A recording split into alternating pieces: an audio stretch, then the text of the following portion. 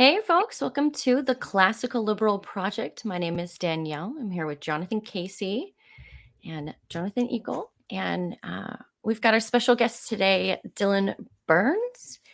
Dylan, can you tell me a little bit more about yourself? Maybe how you got interested in Ukraine, or why folks like me who know nothing about you should even listen to this podcast? Sure. My name's Dylan Burns. I was born and raised in the best state in America, known as Maryland.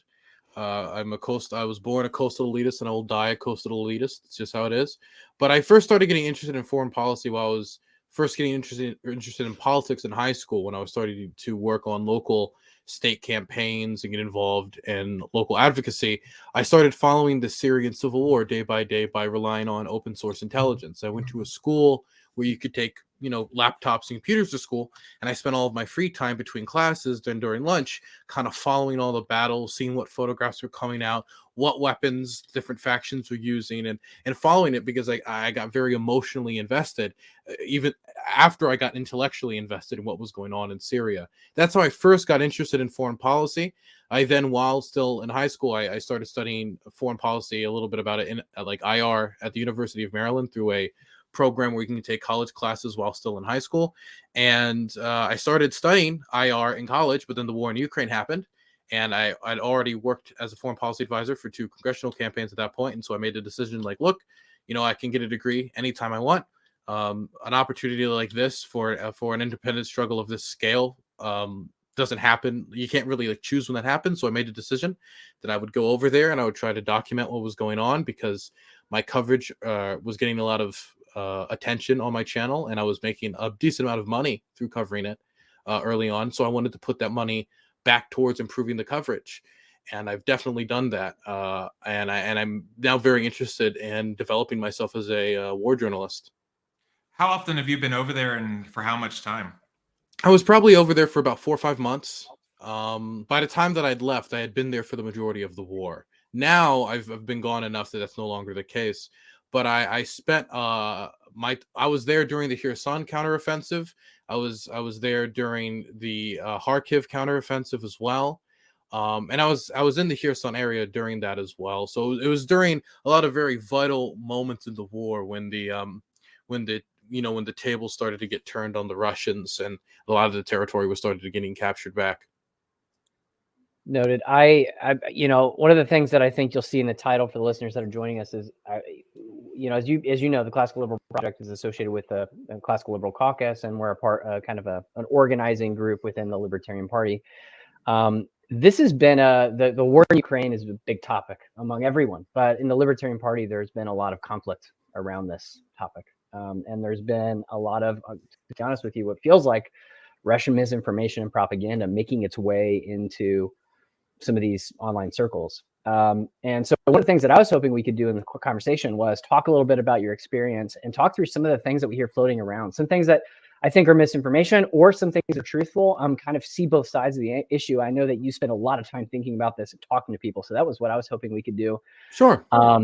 And I know you just recently got back. Would you just get back from Ukraine like in October? Right? I think it was like October, November. It was right when Christmas was coming up. I wanted to be home by Christmas. That was what I was aiming for. And I took my time here to kind of relax, reorientate myself, try to develop a model where my type of work can be financially stable, because this has been a huge adjustment from what I was doing before. Joshua, when we were talking at Miami, we even talked about this, that my shift in what I was doing as a content creator has been very massive, and that has come with some financial strain. And so I needed to take time to figure out how to manage this. But I have done a little bit of work. I went to the Rage Against the Machine rally, where the chair of the Libertarian Party was speaking, and my goodness, what a decadent event. It was very, very bad. I feel like you did do it. You did try to do it justice with some rather unbiased coverage. Like, I felt like you were just sitting there talking and asking questions, like actually hearing people's stories and like trying to like listen to them, which I think you did a great job of. But one of the things I thought we would be wise, and Jonathan, Danielle, jump in and tell me if you think we should take a different approach here. But I think we should go back to the beginning and talk a little bit about 2014, which I know that this conflict goes back hundreds of years, right? This is not something that's by any means new, but think that if we're going to look at really where this escalated, and the pivot point was 2014. And I think starting there and kind of working our way up to more current events would be an interesting idea, an interesting angle. So one of the things that I hear floating around a lot, and I've heard this a lot today, is that the 2014 revolution, I think is what, the major uprisings against Russian interference were a CIA plot that was backed by the US government. It wasn't natural or organic by any means. I have some anecdotes on that based on my work with people that I know that were involved in those revolutions that I think is interesting. But I'm curious as to whether or not you've heard this narrative before. How do you address it, and what are your thoughts on it? I've heard this narrative a lot. It's not a new narrative. It's something that has been talked about ever since the Euromaidan revolution, also known as the Revolution of Dignity, by people who are more involved with it. So it's not a new conspiracy theory, but I don't really give it any grounding. And I think the best way to talk about this is to just go through the period of events, because what a lot of people portray it as is that Yanukovych was like in office one day. Then a bunch of people were like, I really hate the Russians, and I've been given all this money and resources by the CIA.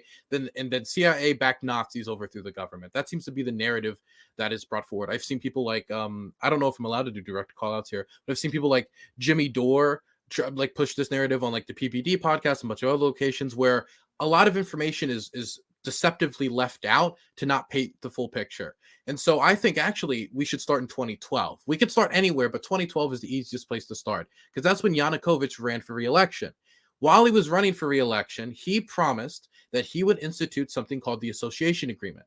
What the Association Agreement was an agreement between Ukraine and the European Union that would allow things like visa-free travel, a bunch of unrestricted trade, things that I would assume a lot of classical liberals like yourself would actually probably think, hey, that's a good thing. The interconnectedness of the world will allow not only more prosperity economically, but also, I believe, as kind of a libcuck, that the more international trade you have, the more trade you have with the nation, the less likely you go to war with them. If you want a cocoa bean supply, if you go to war with your cocoa bean supplier, it's kind of hard to, trade the cocoa beans.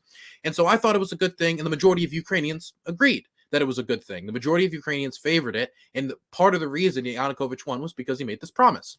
2 years passed by, and the negotiations on the association agreement are winding down. It's 2014. And as they're preparing to sign the agreement, Russia decides to use something called economic coercion against the Ukrainian state. They stop 25% of Ukraine's trade. Just, like, imagine if America tomorrow, 25% of our trade just stopped at the border, and right. Canada said, if you don't do this, that's just done. The truck stopped, right. Yanukovych is scared now because not only is it that the economy is now possibly going to get wrapped by the Russians, like dragged over the coals, but he's also scared because there's been a lot of suggestions that Putin and the Russian government behind closed doors were pressuring him hard to back off the association agreement. Not only back off the association agreement, but then instead join the Eurasian Economic Union, which was the Russian alternative. And so Yanukovych goes back on his campaign promise and announces in the middle of the night, I think it was about like 11 p.m., 11:30 p.m., which is something that you'll sometimes see other political movements do, is they announce it at the worst times to try to like stop there being backlash. He announces it in the middle of the night, and a bunch of students go out and protest against it in the middle of the night, spontaneously. So when people talk about a CIA coup, my first question would have to be, how did the CIA organize them so quickly after this was announced in the middle of the night?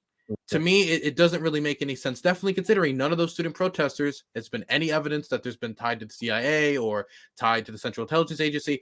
The spontaneousness of the immediate response makes it hard for me to believe that that was organized by the CIA. And so that spontaneous response is responded to by the Berkut police services, which is now a defunct police service that was in Ukraine that was basically like riot police. They had been accused of torture, racketeering, all of which, from what I've studied, seem to be accurate accusations against them. They go out with metal poles and they beat students. This developed later on, but they would tie flashbangs with screws and bolts and nails, and they would throw them into the crowds. So when the flashbangs exploded, even though it was a flashbang, it would damage people and cut them up. As the violence got worse and worse, Ukrainians saw this, and now the outrage wasn't just he caved to Russian pressure, pulled out of a popular economic union that saw us modernizing with the rest of Europe, but now they're beating the Ukrainian people, and specifically students, so young Ukrainian people. People could maybe talk about like the Kent State Massacre and the reaction to that in the United States for some type of equivalent, right? Obviously, more people ended up dying by the end of the Euromaidan protests, but to some American equivalent to communicate this to people at home. At that point, more people joined the protest movement. It expanded into the Automaidan. And as the movement expanded and we had more medics and people on the ground and like, you know, the movement just got bigger and bigger, the response to it got more and more brutal. This is when the Tutushki came in. The Tutushki, and I mean this literally, were hired gangsters, as in it would be the equivalent of Biden going out and hiring MS-13 to go put down some rally about inflation. This is the equivalent of what the Ukrainian government under Yanukovych did.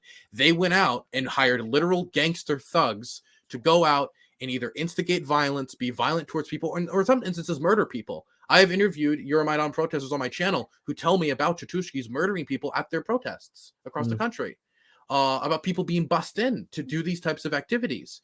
And as the protest movement was beat upon harder, it only got worse and worse for Yanukovych. He had reached a boiling point. His mandate had been lost. Yep. And so negotiations started, and the United States actually suggests behind closed doors that they should accept the proposal from the Yanukovych regime. The protesters don't. Yeah, the protesters should accept it.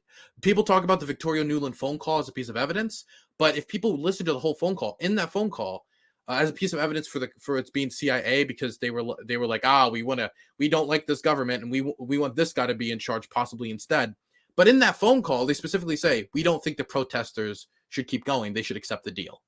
So they make a deal with the Russian-backed. Yes, they should proposal. make a deal with the Russian-backed proposal, but they don't. And I think that's another big sticking point for it being a CIA plan. If it was a CIA plan, why were protesters doing what the United States and Victoria Nuland, who is supposed to be like the mastermind of this CIA coup, why are they doing the exact opposite of what they would have suggested? It doesn't make sense to me. And I think the biggest piece of evidence that there is for it being a CIA-backed coup, outside of just like, you know, like just like conspiracy rambling or stuff that doesn't have any evidence, was the idea that the National Endowment for Democracy, which does have some historical ties to the CIA, had given money to certain Ukrainian NGOs that promote the idea of like democracy or like anti-corruption in the country.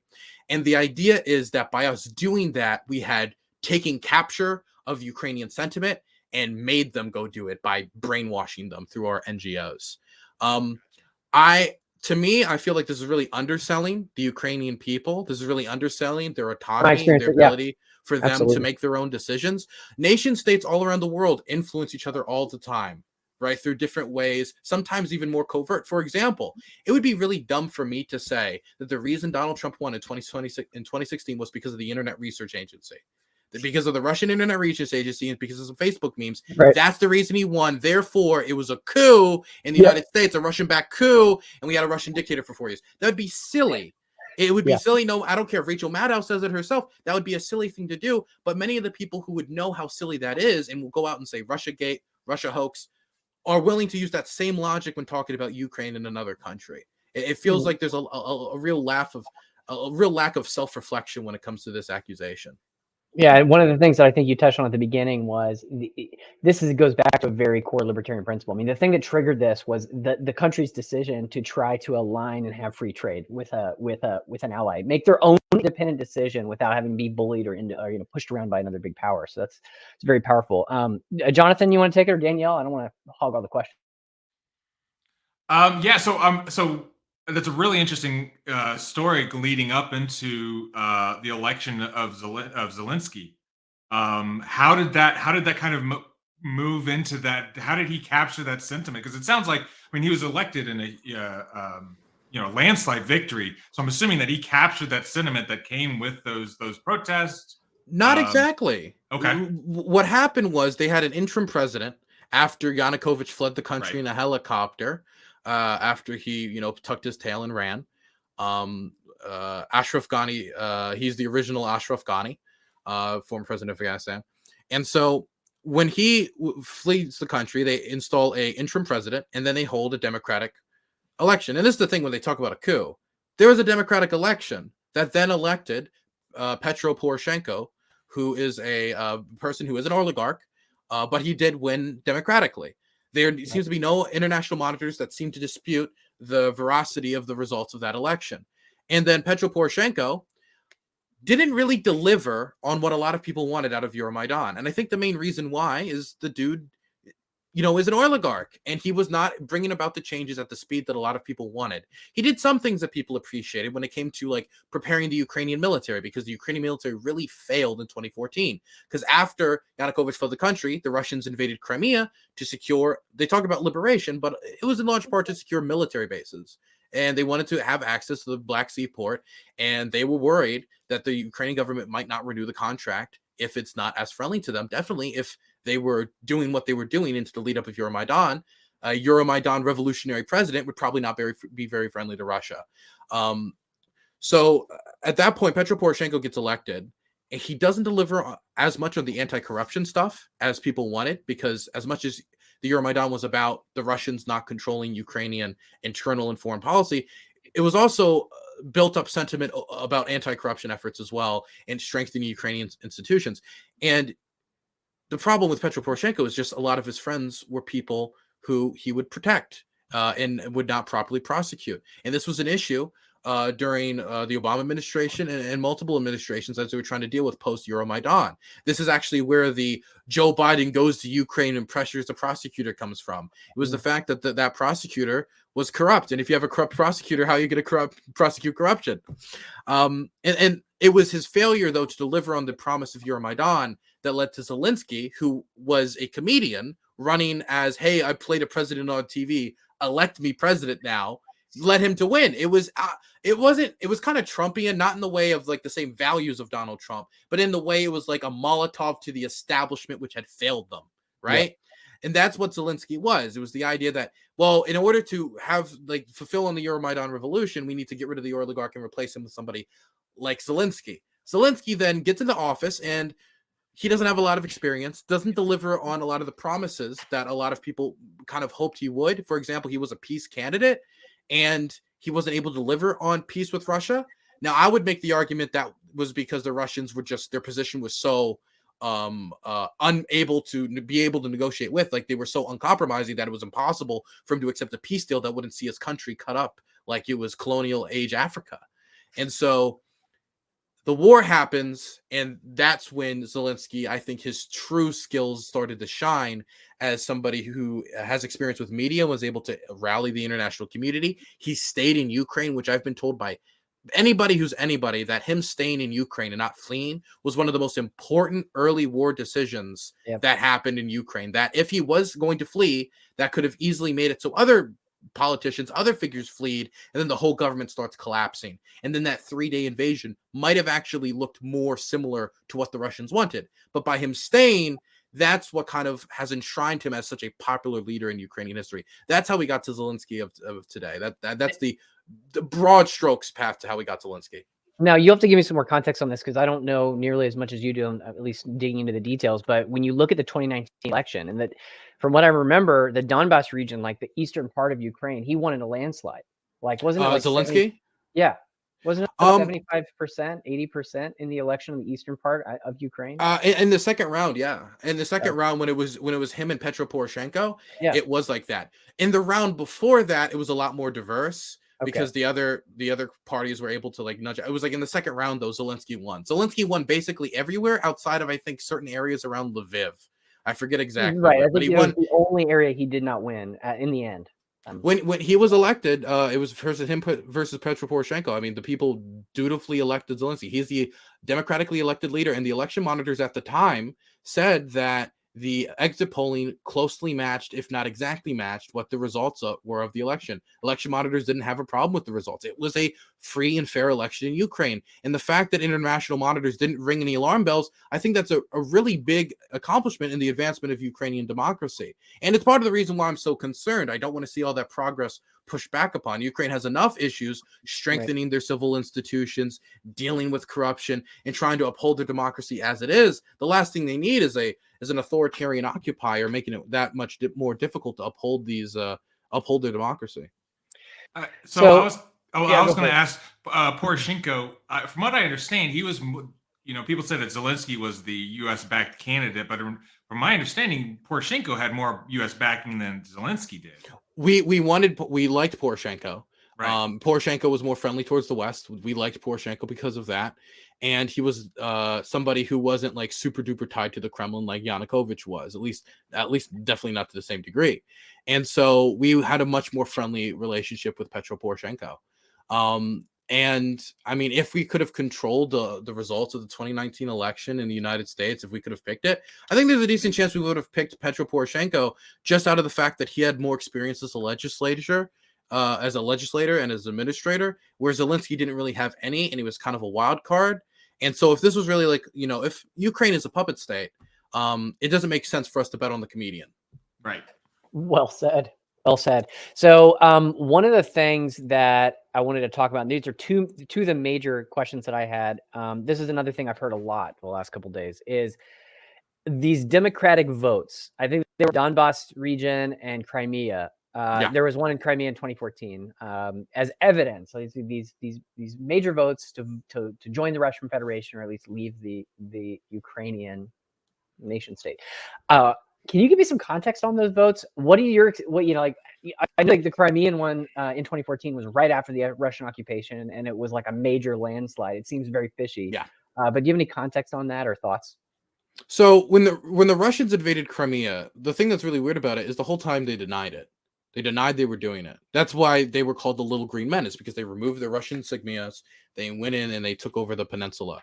Igor Girkin, who is the former defense minister for the Donetsk People's Republic, which is, the Russian proxy state in Donetsk, also former FSB agent, alleges that they literally held Ukrainian administrators at gunpoint, telling them to dissolve the government.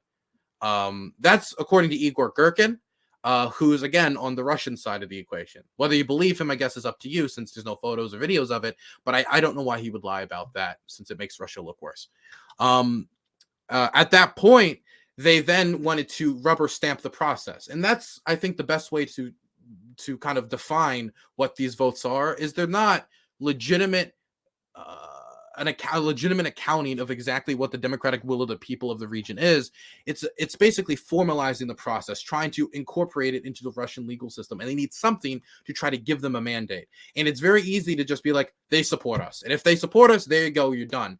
Problem is, though, if it is an actual democratic election, then it's kind of hard to control the results. What if they vote the wrong way? Now, the Russians already had a lot of advantages. If you were a pro-Ukrainian, there's a decent chance that once the Russian soldiers started coming, you got the hell out of there.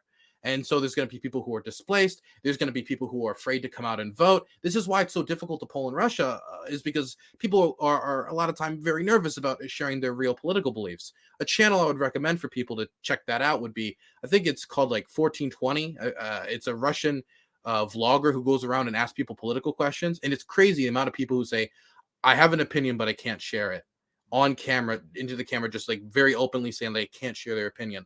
And so it's very difficult to exactly try to calculate what the percentages was in Crimea, but they could have tried to host a democratic election. It's just that they didn't. The accusations of ballot stuffing were all over the place.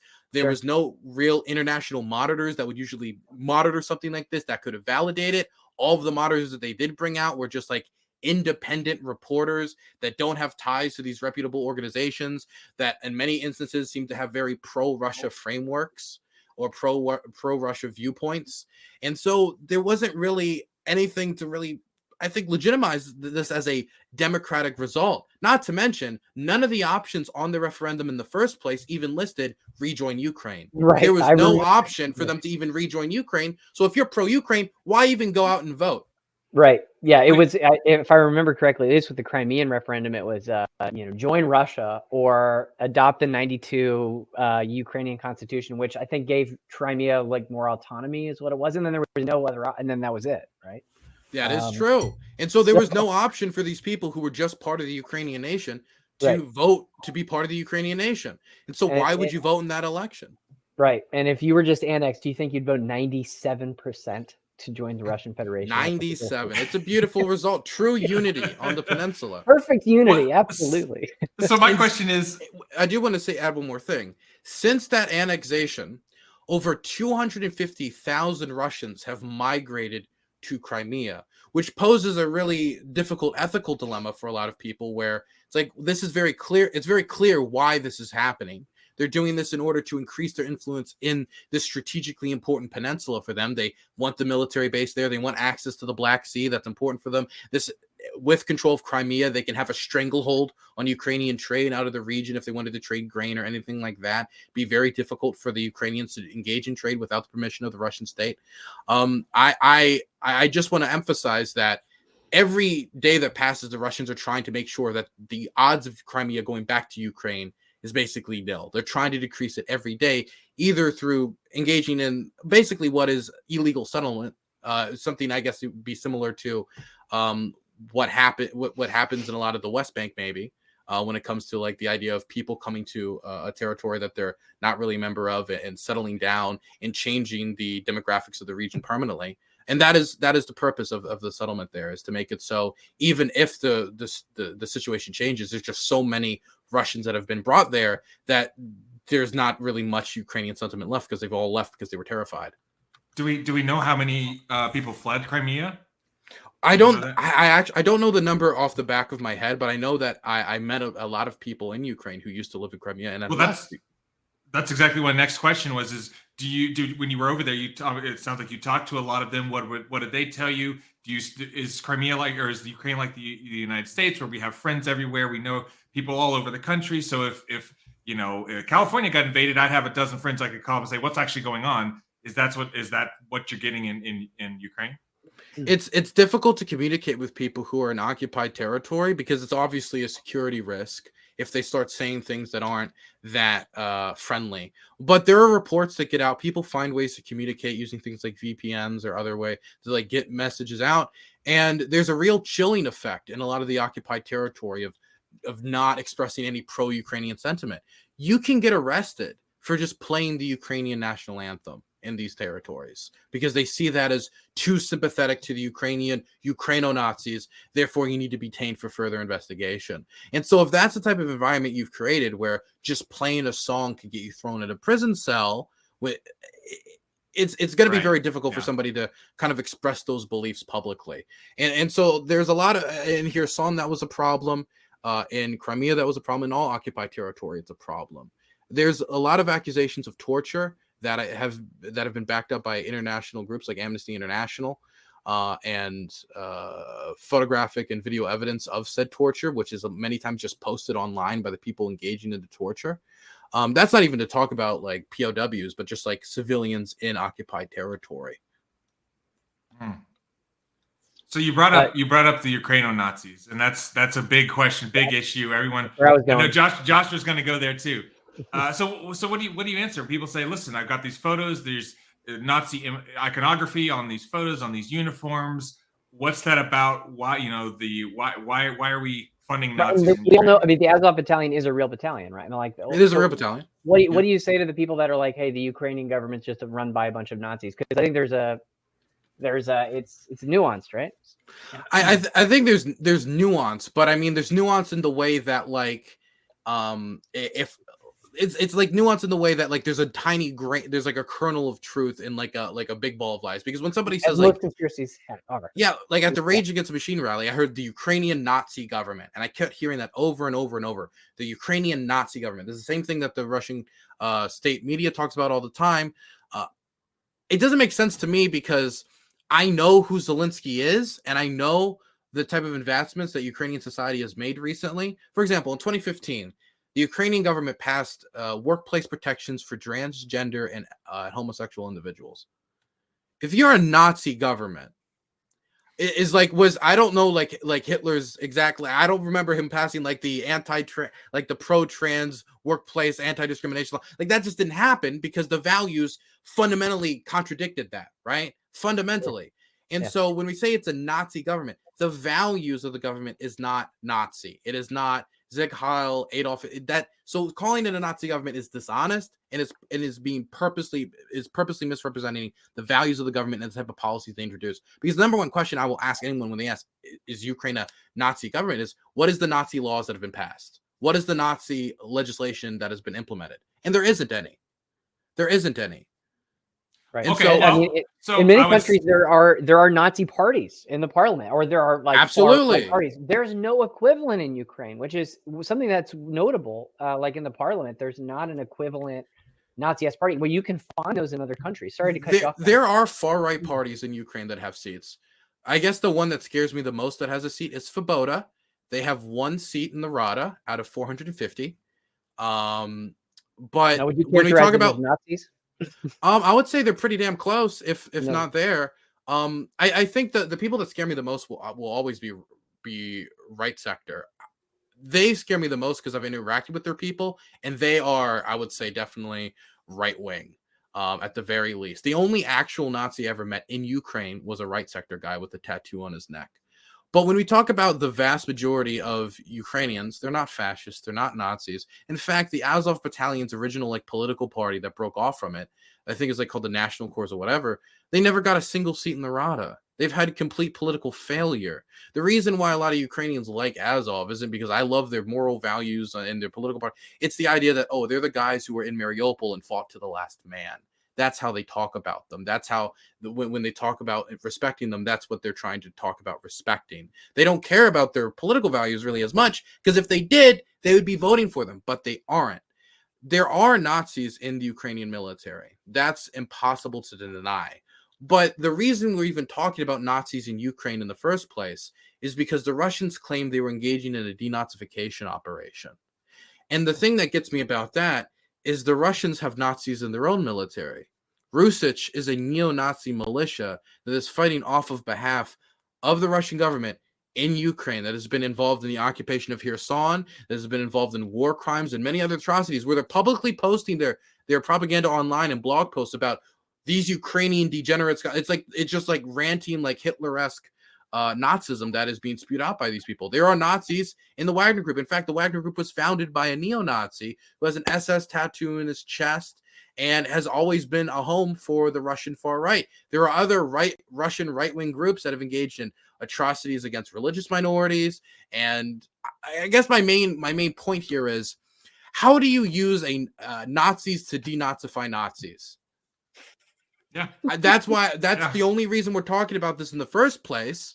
And it just doesn't make sense, because if the Russians really cared about it, they wouldn't be using Nazis to invade Ukraine. It's an issue that is a real issue in Ukraine, as it is a real issue in, I think, most Western countries, the problem of racism, anti-Semitism, and neo-Nazism. But to use it as a justification for the Russian invasion of Ukraine would be like somebody trying to point out, for example, the neo-Nazi that was exposed in 2018 as trying to plan a terror attack from inside the United States military, pointing at that and say, China has a right to liberate California from the neo-Nazis of the American military. I understand. David Duke has gotten more votes than the Azov Battalion, the Nazi political parties in Ukraine. So That's right. Yeah.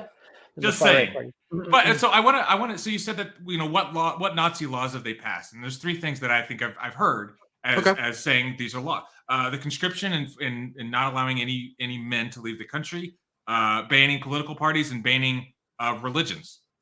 So we can take this on one by one. So there's a difference between something being authoritarian in nature and something being Nazi, right? Drafting is, I guess you can call authoritarian in nature. We're the Libertarians, so I would assume most of you probably don't have a very positive view of the draft. Most countries, though, if they were in Ukraine's position, would immediately institute a draft. You do not think that if there was Chinese troops marching up into taking like New Mexico and California, all these, that America would not pull the trigger on a draft, or Canada or Mexico, the United Kingdom, any nation on the planet, every single nation on the planet, if put in that position where they think they can use a draft to stop what is, in my view, a war of cultural annihilation, right? Where we have Dmitry Medvedev, the former prime minister, former president of Russia, right-hand man of Vladimir Putin, saying Ukrainianness is a disease of a mind, that the Russians gave Ukrainians the right to exist, that they created their state under Lenin, that it is an artificial state that can be taken away with ease, that the Ukrainian language is a fake language. This is the type of stuff that's talked about on TV, and Ukrainians are terrified of that, and that propaganda has consequences, like in Bucha, which I went to in person and talked to the people who lived in Bucha during the occupation and the type of atrocities they saw. It was horrific.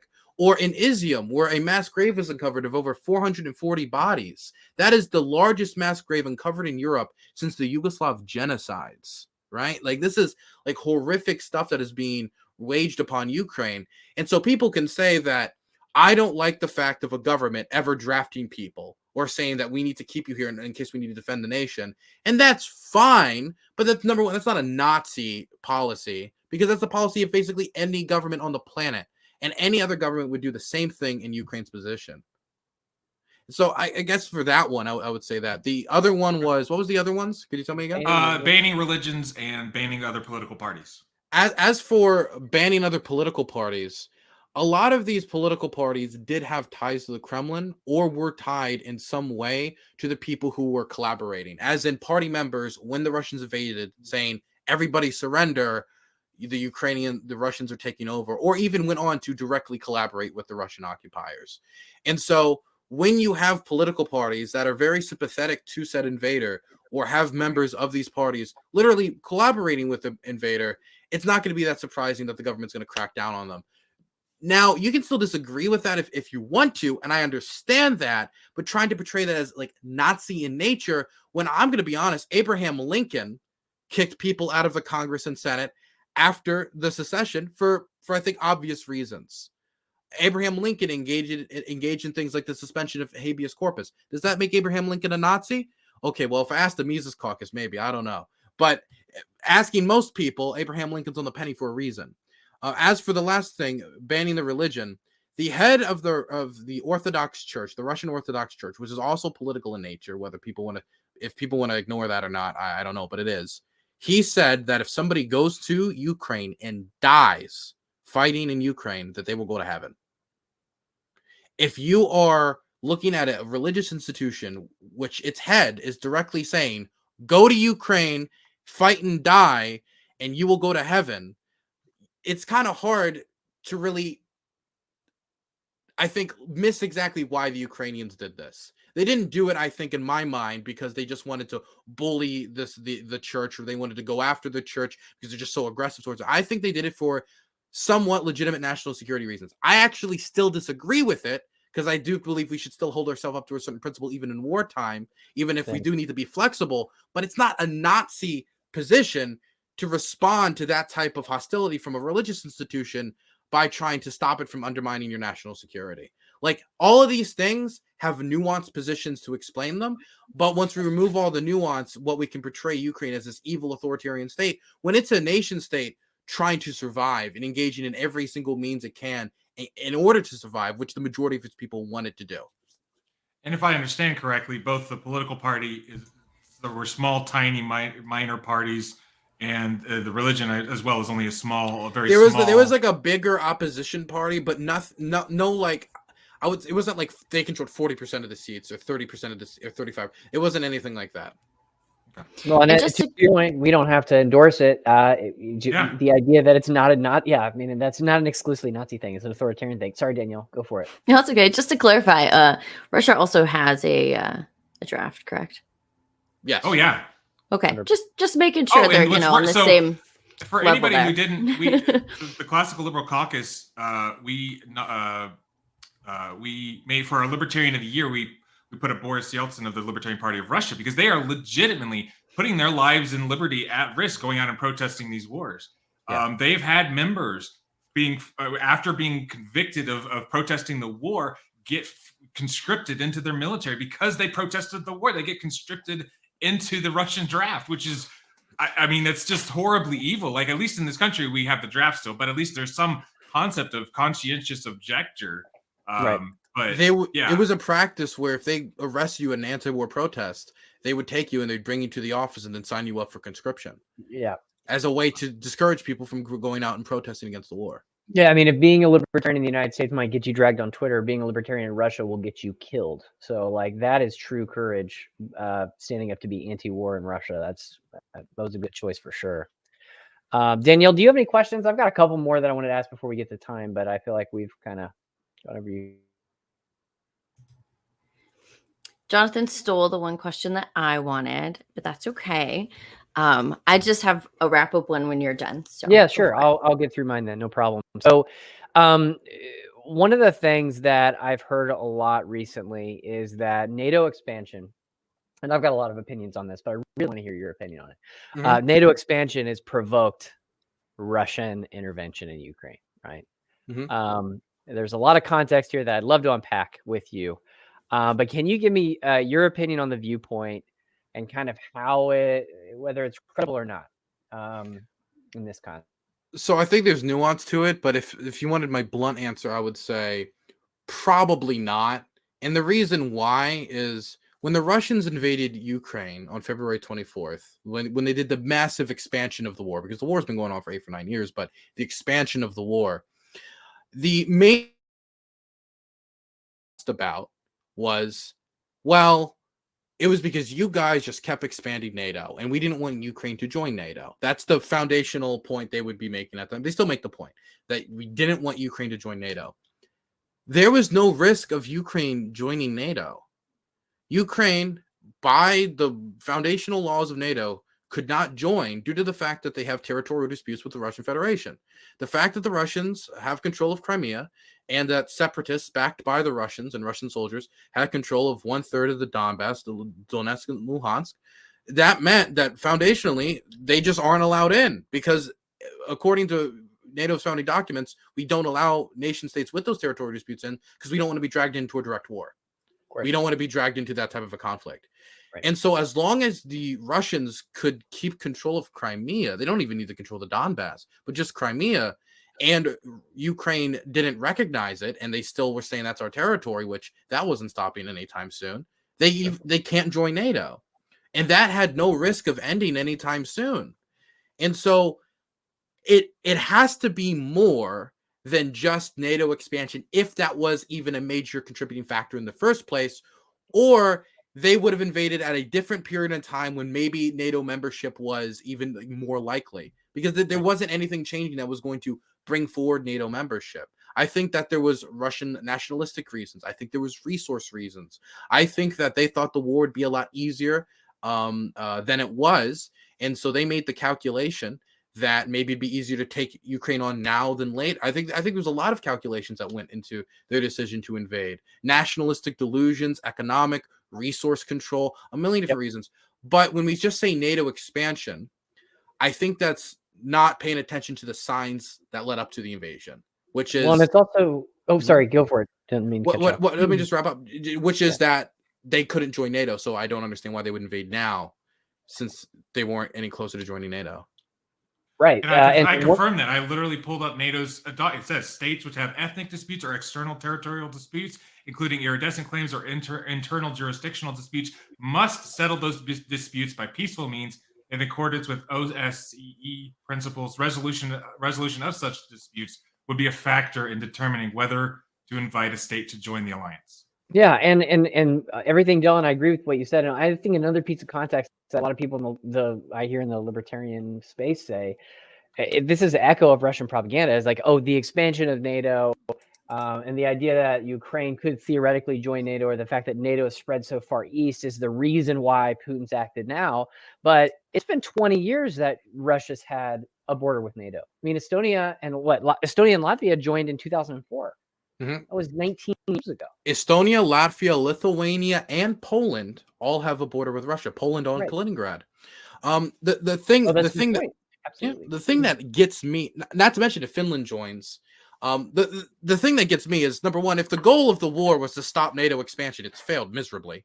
Not only because NATO is more involved in Ukraine than ever, and the odds of them joining NATO have gone up, because if they win the war, then they no longer have the territorial disputes and they can join NATO. Not to mention, polling in Ukraine right now is at 89% for the amount of people that want to join NATO, which is understandable in the midst of a military invasion. Finland, which had this position of historic neutrality where they would negotiate deals between Russia and the West and different people, they were seen as an intermediary in much the same way that Oman was. They've dropped that, and they're going to join NATO. Sweden, similarly, and they want to join NATO. Now, the only thing stopping them, it seems to right now, be Turkish anger. But here's another thing that would have stopped the Ukrainians from joining NATO. You need to have every single NATO state agree.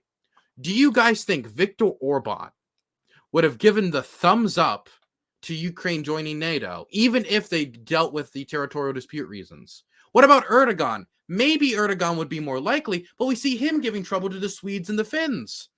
And so I do not believe that even if they resolve the issue of territorial disputes in some negotiated settlement, that they would still be able to join NATO, because they would need to get Viktor Orban. They would have to convince him in some way.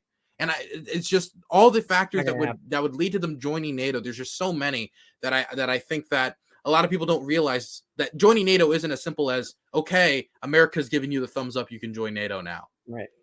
It's a lot more nuance. And it's worth noting that, to your point, just to kind of echo what you said, in 2010, there was a vote on whether Ukraine should join NATO, and they said no, right? Because they didn't, at least, I think it was a referendum, like a nation referendum. There was a decision made not to join NATO back then, and it's only increased the likelihood that they're going to join, or the morale for that decision, or the support for it. I just need to emphasize this, and I know that most people want to imagine that all nation states and all leaders are engaged in behavior where they have the best interests of everyone at heart. But I have a rude awakening for everyone. That's just not the truth.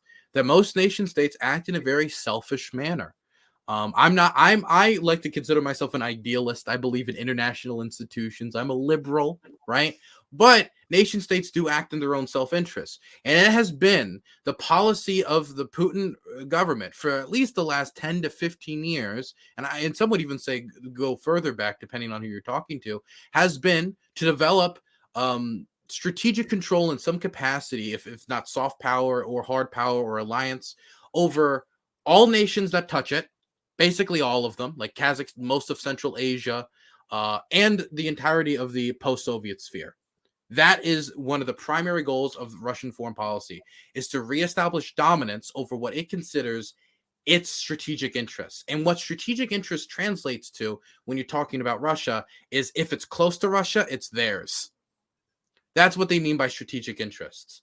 A great example I would bring up is the Foundations for Geopolitics. Now, this is written by a crackpot that some of you might know. His name's Alexander Dugin. He was in the news recently because his daughter went kablooey in a car in Russia. Now, a lot of people think he's like the shaman of Putin, and he tells everything. None of that's true. That's all bullshit. It's all PR, right? What is true, though, is that he wrote a book called The Foundation of Geopolitics, and this is his main claim to fame, and it's taught in the Russian Military Academy to enlisted officers. And in this book, it describes how Russia needs to take territory away from, I'm trying to remember off the back of my head, Finland, Estonia, Latvia, Lithuania, Moldova, Ukraine, China, Mongolia, Kazakhstan, and just like every nation it touches, it deserves land from. Now, he has reformed one of the more recent versions to include China as part of this new pact, so they no longer want to split up China, even though he originally thought it was part of their, one of their core enemies. But just to explain that, whether we're talking about Alexander Dugin or the Russian military establishment, they do want to establish control over what is post-Soviet Europe. That is one of their main focuses. And even if NATO never expanded, Putin, if he was in power, would still be pursuing that. Absolutely. Well said. Wrong button. One thing I was going to point out is Russia's history, even clearly the USSR had a massive expansionist imperialistic empire going, but even post USSR, you have it invading all these nations. To Chechnya, they've had this is the other thing. Like, if Ukraine surrendered today, if the government of Ukraine surrendered today, would we have peace? And I don't think we would. I think we would have sectarian violence. We've got guerrilla warfare. Mm-hmm. This isn't the option. I mean, look at Chechnya. They had they had a war, and then a few years later they had another war that lasted for a decade. So this idea that if the government of Ukraine you snapped your fingers, it disappeared, that we would just have peace, I don't see it. One of the big things I always like to emphasize when we talk about peace deals is when somebody says we should be negotiating peace, my question is always like, okay, what's your settlement? Because when you look at the Russian position and compare it to the Ukrainian position on what the negotiated settlement should be, they're completely different planets. The Ukrainians want the Russians out of the country. Pretty simple to understand. Get out of our country. This is our land. We have a right over our own foreign policy. Please leave. The Russians, their current demands, if we're not talking about originally, which is just overthrow the country, right? Their demands currently is the annexation of Crimea, Donetsk, Luhansk, Zaporozhye, and Kherson, the demilitarization of Ukraine, and it promises not to join any defensive structures that it could use to defend itself. So it gives up like what, a fifth, maybe 2/5 of the country to Russian occupation, permanent Russian occupation. And when I talk to people about signing these peace deals, I haven't met a single Ukrainian who's like, yes, I would agree to a peace deal like that, or absolutely, I would agree to that, because they view it like signing their neighbor's death warrant after seeing all these mass graves uncovered. And nobody wants to do that. Nobody wants to leave the people behind. But let's say that they were to accept this. What would stop the Russians after they've made the Ukrainians give up all their weapons, give up a fifth of their territory, and I mean, lock themselves in, I think, probably economic desolation, since they've been unable to reclaim their territory, and you've got all these people displaced, and they just went through a ravenous war. What's going to stop the Russians from just invading again in 5 years, now that the Ukrainians don't have any weapons, anyone to defend themselves, and have already given up 1/5 of the country? What's going to stop them from doing it again? And people would say, no, this time the Russians will abide by the treaty. They said they wouldn't invade Ukraine in the Budapest Memorandum. They also said they wouldn't engage in economic coercion. When they did invade Crimea, the whole time they said they weren't doing it. When they did invade the Donbass, because during the rebels in the Donbass, they sent troops, they didn't accept that they were doing that for real, that they were sending troops in there till 2016. They were denying it the whole time. And the lead up to this invasion, the whole time they're saying they're not going to invade. You're crazy, you're crazy, you're crazy. Oh my God, this is all propaganda. You had a bunch of people everywhere fall for it. From Twitch streamers to mainstream political commentators. Before then, they invaded again. But this time, when the Ukrainians are going to be in a weaker political position, a weaker military position, and have less allies, that time, when it would be the easiest for the Russians to invade, that will be the time they finally decide, now we've had enough. Bullshit. Yep. If you care about long-term peace in the world and you want to see more peace, the best thing that could happen in this situation is Ukraine could win or push back the Russian invaders or weaken them in some way. Russia riding, completely mowing over Ukraine and getting all their demands is going to result in more war in Europe and more war in the world and not less. So I remember Zelenskyy said something that really connected with me, and I don't do hero worship. Okay. So if anybody wants to knock Zelenskyy down a peg, go look up Zelenskyy piano video where he plays the piano with his penis. I love that video. Personally, I think that makes him more electable, in my opinion. I want to see Biden release a video similar to make sure that he's still up to the job. People talk about the mental capacity tests. I think that's perfect for that. But Zelenskyy talked about in a train ride with, I forget exactly what news agency the reporter was with, but when they were talking about ending the war, and they were talking, oh, my camera just went whack. When they were talking about ending the war, and they were talking about finding a settlement, Zelenskyy said, I don't just want to find a settlement to this war. I don't just want a ceasefire. I don't just want an end to the violence for a year, 2 years, 3 years. I want the end of the cycle of violence, of hundreds upon hundreds of years of Ukraine's historical oppression. Voltaire wrote about Ukrainians want to be a free state, to be a free people. This is something that has existed for a long time, even if the Russian state will deny it. And so he thinks that this is an opportunity, a unique opportunity, when Ukraine's captured the imagination of the world, when they've seen everybody's paying attention to Ukraine. They've got the backing of of what is called the West, right? NATO states like the United States, Germany, states they never thought would be sending them heavy weapons. This is their one opportunity, their one shot, 1 minute, legs, arms, spaghetti, whatever, the Eminem song. This is their shot. And he wants to end that cycle of violence by pushing the Russians out. And to accept a ceasefire now that would only delay the violence is just kicking this can down the road to another generation of Ukrainians who have to engage in the same struggle and will be saying, God damn it, why didn't our parents deal with this? Now we have to. Yeah, it's interesting because I think Putin did two major things by invading Ukraine when he did. He increased support of Ukrainians to join the West. That's the first thing. And he also initiated what I think you kind of touched on a second ago, Dylan, with the birth of the Ukrainian identity, like that Ukrainian national identity in a real way. That's a historically significant thing. And it's been very interesting to see this play out over the last decade. Very, very interesting. Oh, there we go. I fixed it now. Beautiful. Perfect. Perfect. Do you guys have any? Yeah, go for it, Dylan. I'm trying to remember. I was going to say something, but then I lost it. I'll just say, when it comes to negotiating peace deal and finding a settlement, at the end of the day, the only just reason to go to war is a more prosperous peace. And so if the war ends and this is all over and all we've done is kick the can down the road to another generation, the children that I've interacted with, I remember I went to a Polish school that was hosting Ukrainian refugee children. And the headmistress was very nice, was bringing me around. It was the first time she met an American. And so she was, I was trying to give the best impression so they don't just think we're all like violent GTA characters going yeehaw and, crashing everywhere. She brought me back outside to watch the children play and talk to me about how the Polish children, Ukrainian children, they get together, they have a nice time, they're fantastic, they're getting along. And she emphasized this because there's a lot of historical hatred between Poland and Ukraine due to a lot of violence that happened and like massacres and a lot of ethnic hatred, which a lot of it's been pushed back in this war. And a lot of people have said it's an amazing, actually, how much Ukraine and Poland have kind of bonded over their shared suffering at the hand of Russian imperialism. But while we were back there, I asked, how do you tell the difference between the Ukrainian children and the Polish children if they play together all the time? And he says, there's one way to tell the difference. We live near an airport, and when the plane passes over the school, the Polish children just keep on playing, while the Ukrainian children lay down on the floor. Because in Ukraine, there is no civilian airlines right now. All the planes are military planes. And so they were taught to be scared of planes. And I think of that type of trauma where you're just playing on the playground, you hear a jet engine and you get down. When I came back from Ukraine, that actually happened to me when I was at a Gorillaz concert. It was my first time hearing a plane go over my head in a very long time, and I was a little intoxicated. So that probably didn't help me.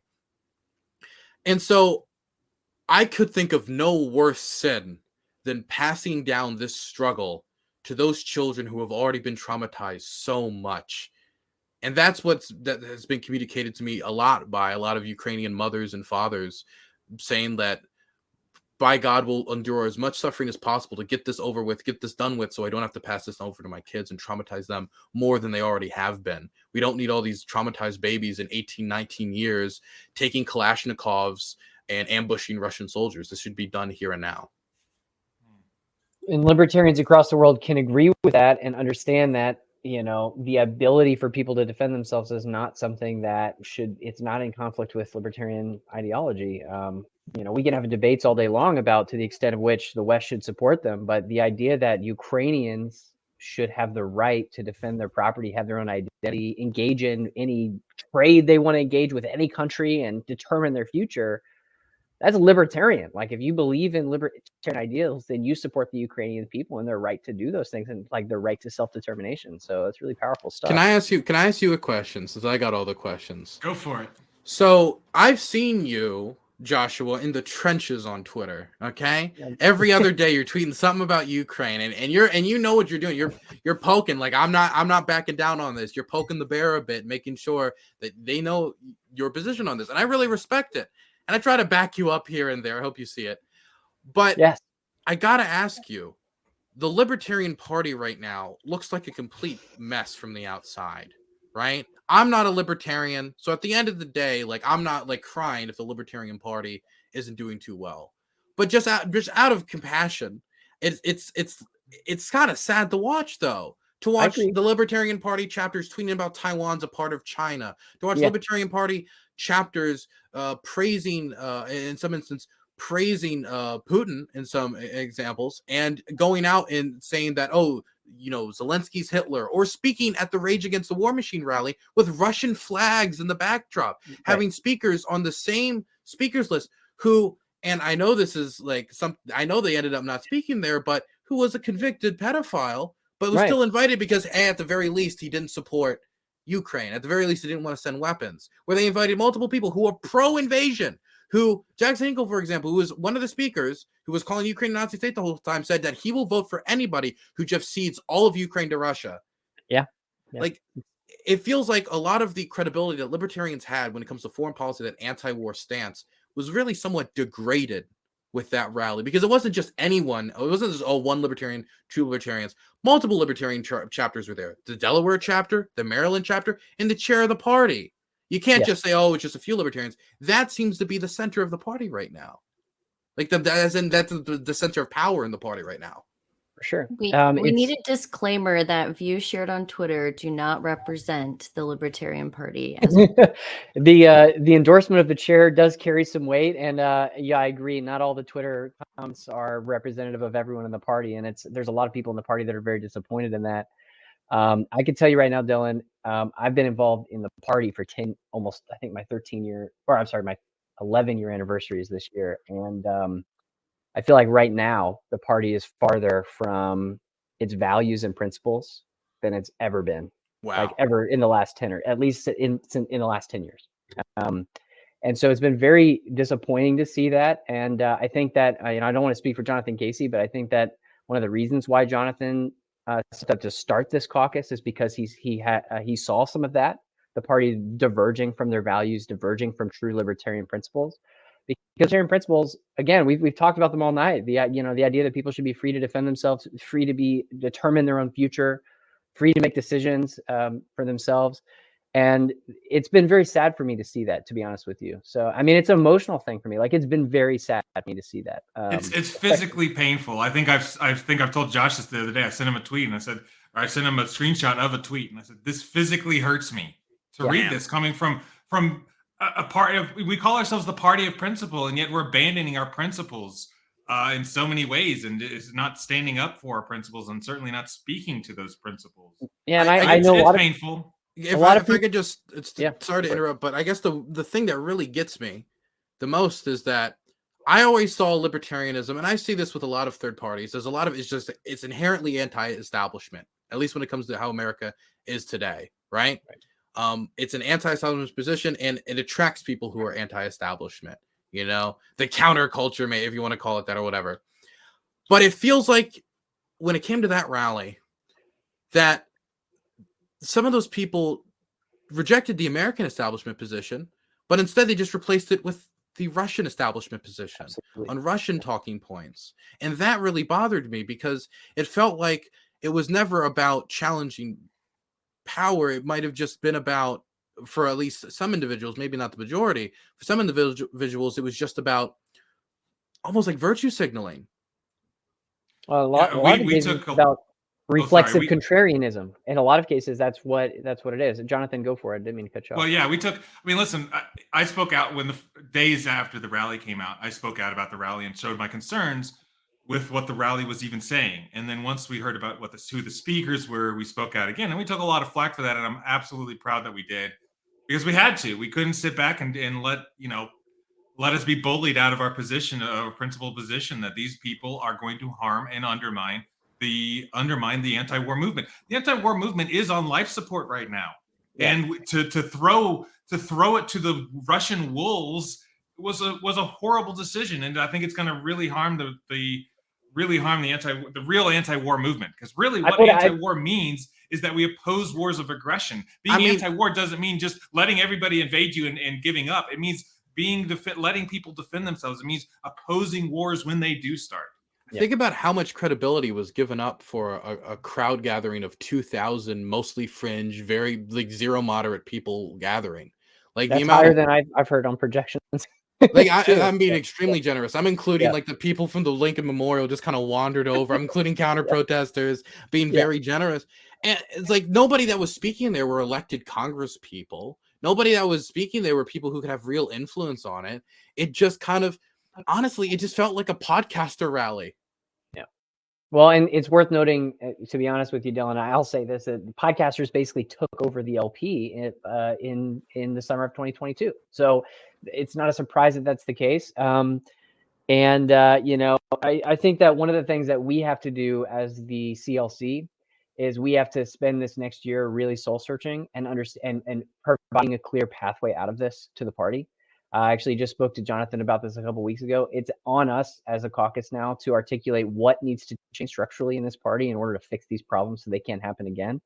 Because this has set the party back a decade, if not more. And it's been very sad to see, especially somebody who has put in so much time. I don't want to speak for everyone else, but I know Danielle and Jonathan have also put in a massive amount of time, and it's kind of like a spit in the face, especially if you're truly anti-war. And again, Jonathan said this, we were speaking out against this rally months before it ever happened.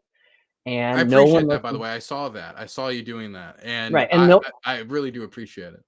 yeah, there were no. If they would have listened to some of the concerns, I mean, Jonathan provided them a slew of speakers that they could kick out. Jonathan approached the I went to LNC. 4 people on the LNC board. Only one ever got back to me, but you know, they don't know me their time. But we came up with a list of speakers that said, "Hey, listen, let's at least balance this thing out." Kick out the Russian speakers and replace them with these people that are actually truly anti-war. And we tried every possible opportunity to try to fix this problem before it blew up, and it was nothing came from it. So I'm I will as say disappointed as you are. though, I will say, Joshua, you might be like one of those people not associated with Nixon after Watergate. You know, it might be political gold in a year or two. You don't know by just not being associated. That's the strategy. So we'll see how it goes. We just stay on the principles. If you stay on your principles, in the end, it'll work out. So that's our strategy. That's what we're going for. So you're going back to Ukraine here, right? Correct, in the next couple of days. How can people follow you, find you? What do you want people to go look for you at? I'm flying out this Saturday. I'm going to the Netherlands so I can have legal fun with my good friend over there. I'm going to be hanging out with my friend Lonerbox. Look, I'm a big advocate of legalizing psychedelics, and so Netherlands is like kind of like a pilgrimage. Then I'm going to go hang out with a few other people across Europe before crossing the border into Ukraine to film with IED crews, the people who disarmed the bombs. I want to film with them because they're going to be doing work for the next 10 to 15 years. The war can end tomorrow, and there's still going to be kids stepping on mines and blowing up. And definitely with the type of booby traps that have been laid that need work done now that are like really sick. I mean, like toys tied up with grenades, sometimes dogs, like pet dogs that have been booby trapped, living dogs that have been booby trapped. And those are the stuff that has to be dealt with now. But for the next 10, 15 years, they're going to be disarming artillery shells and rockets that are just lodged in places like how we saw in Cambodia and Vietnam after those horrific atrocities that we engaged in over there with the bombing campaign. And so I want to make sure that there's some media out there that's covering the type of work they're going to be doing for the next 10, 15 years. And I think it's a unique experience, the type of nerves that you need to do that type of work, the type of person you need to be to do that type of work. And I haven't seen anybody else covering it that much. So I want to concentrate on that. I'm also going to try to interview aid workers, a bunch of other people. But if you want to follow me, you can follow me at Dylan Burns TV on YouTube. That's DYLANBURNS TV. I got a new piece releasing in the next 4 or 5 days where I interviewed signmyrocket.com, which is a website that will write custom messages on shells for donations and then fire them at the Russian army. It's an incredibly unique website, incredibly unique operation. Was very happy to visit them in person and talk to them. You can check out for that on my main channel. I'm trying to push that hard right now when it comes out. I think Danielle had one more question to take us out. I'm not sure, Danielle, if you want to close us up. Yeah, I mean, for me, I'm always looking for just like free market solutions, things that we can do as individual advocates. We've talked about a lot of real macro stuff, a lot of things that you and I and Jonathan and Joshua cannot do anything about, at least as far as I can tell right now, sitting in this conversation. Do you have anything that I and our other classical liberals can do to feel empowered to actually do something to support Ukraine or the anti-war movement, or just not be pro-Russia? So there are like charities that I could direct you towards. I mean, I know some people around Kharkiv, like my friend Anastasia, that like coordinates aid, but that's not the stuff that I usually am told when I ask Ukrainians what can Americans do. The main thing I'm told, and this might get some heat because, you know, libertarians, but is that they desperately need the means to defend themselves that only the United States government and other governments with standing militaries can provide. And 9 times out of 10, when I ask just literally random civilians on the road, it's almost like Zelenskyy possesses them every single time I ask them this question, and they'll say, "We need heavy weapons. We need heavy weapons," because they view the Ukrainian military as the only thing separating them from the Russian army. And from the way the Russian army has been described to me from when they occupy communities, it doesn't sound like an army. It sounds like a fucking natural disaster. And so when you have that type of impending doom, that's a very big priority for them. A way you could directly fundraise for the military, though, if you're uncomfortable with that as a libertarian, is signmyrocket.com, which I just did an interview with, and some people find it fun to be able to write a custom message on a shell or rocket and fire that at the Russians. There's some other humanitarian charities like that, and if you want, you can reach out to me afterwards and get you a few links that you could add maybe in the description of the video, something like that. People wanted to concentrate on more of the humanitarian angle. Cool. I do want to say, just for the record, as a libertarian, I do support the United States giving Ukraine weapons as long as we don't replace them. That's rid an of them. interesting That's, take. They're all that's yours. a food for thought. That's an well, interesting I've often theorized, we give all of our police with the we give all of our police all these military weapons and vehicles. Why are we giving them to our police to rule over us? I'd much rather have the Ukraine give it to There the you go. Ukrainians. We're not using them. We're just going to throw them away, and let's not give them to the police. Let's give them I to the like them. Ukrainians. Military surplus to the Ukrainians. That's a great idea, Jonathan. Support I love it. Anyways, Dylan, Dylan, thank you so much for joining. Thank It was you. very informative. I learned a lot. Hope our audience did too. I'm happy Thanks to again, be brother. here. Thank you so much for having me on, and I wish you guys the best of luck. We might not be in the same party, but I appreciate people that aren't dumbasses, and I appreciate that from you guys for not being that. I appreciate Thanks for all you. you're doing. Yeah, brother. Stay It was safe. Great. Thank you. You guys have a good one. Bye-bye.